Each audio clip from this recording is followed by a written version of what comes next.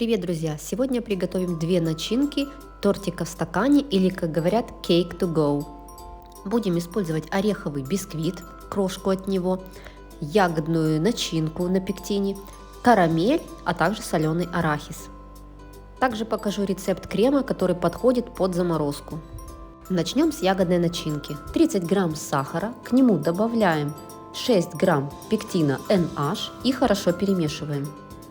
Ягодное пюре выкладываем в сотейник с толстым дном, 200 грамм, у меня клубничное пюре. Ставим сотейник с пюре на средний огонь, температура пюре у меня 21 градус.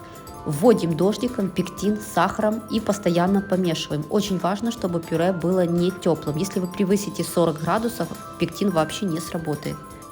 Итак, мое пюре холодное, добавляем дождиком сахар с пектином, постоянно помешиваем и доводим массу до кипения. Как только масса закипит, провариваем 20 секунд и сразу снимаем с огня, перекладываем пюре в другую емкость.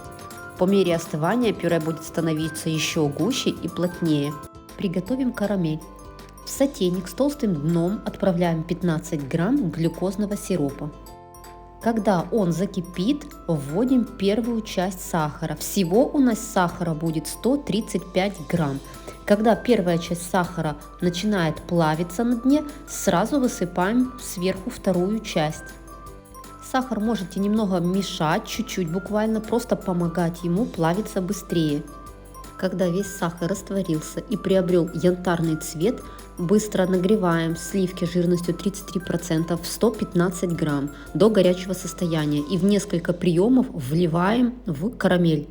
Когда ввели сливки, еще пару минут провариваем на среднем огне, затем снимаем с огня и переливаем в другую емкость. Когда температура карамели будет 50 градусов, добавляем 60 грамм сливочного масла. Хорошо все вымешиваем, либо пробиваем блендером и перекладываем в кондитерский мешок для удобства в работе. Приготовим крем-чиз, который подходит под заморозку. 100 грамм белого шоколада заливаем жирными сливками 33%, 35 грамм. Растапливаем импульсами в микроволновой печи и остужаем шоколад до температуры 30-32 градуса. Затем 200 грамм творожного сыра взбиваем буквально 4-5 минут и добавляем уже остывший шоколад со сливками в наш творожный сыр. Взбиваем еще 2-3 минуты до соединения. Вкусный пышный крем готов, он прекрасно держит форму, также прекрасно подходит под заморозку, не теряет своих вкусовых качеств и текстуру при размораживании. Собирать я буду тортики вот в таких стаканчиках. Использовать буду ореховый бисквит. Также можно использовать обычный шоколадный бисквит, шифоновый. Выкладываем на дно 20-25 грамм бисквита и немного его придавливаем. Затем выкладываем примерно 15 грамм начинки ягодной и закрываем начинку кремом 35 грамм. Для того, чтобы одинаково распределить начинку крема, также бисквит, удобно собирать стаканчики на весах.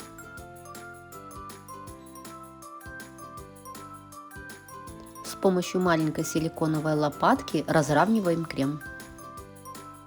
Затем снова выкладываем крошку, ягодную начинку и крем. Почему я использую именно крошку? Во-первых, крошка получается вкуснее, так как она лучше пропитывается кремом и любой начинкой. Когда вы выпекаете один большой бисквит, а затем с помощью колец вырезаете коржи, вы на это тратите достаточно большое количество времени. Намного быстрее испечь один бисквит, покрошить его и использовать крошку. Покрываем ягодную начинку кремом, выравниваем.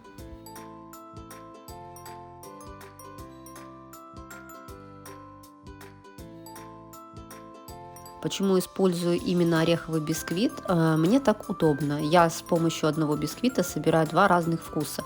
Во-первых, ореховый бисквит, карамель очень хорошо сочетается. А также грецкий орех хорошо сочетается с клубникой. Он раскрывает свой вкус именно с этой ягодой. Если вы хотите делать рисунок, тем более объемный, вам немного нужно оставить до верха стаканчика примерно 5 мм. То есть не нужно вот так тщательно прям до самой верхушки покрывать кремом. Я не буду делать никакой декор, поэтому я шпателем полностью подравниваю и просто буду посыпать посыпкой.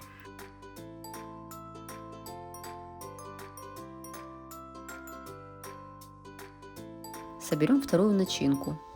Ореховый бисквит, крем-чиз, карамель и арахис. Выкладываем бисквит, немного крема, карамель, посыпаем арахисом, затем снова покрываем кремом, высыпаем бисквитную крошку и таким образом собираем весь стаканчик. Данные начинки можно замораживать прямо в стаканчике. Срок годности до 10 дней в морозильной камере. Размораживать их нужно через холодильник, буквально 3-4 часа, и они полностью размораживаются. Затем можно наносить финальный декор, либо рисунок. Сейчас я вам покажу разрез. Это очень простые рецепты, очень доступные, проверенные и, главное, очень вкусные.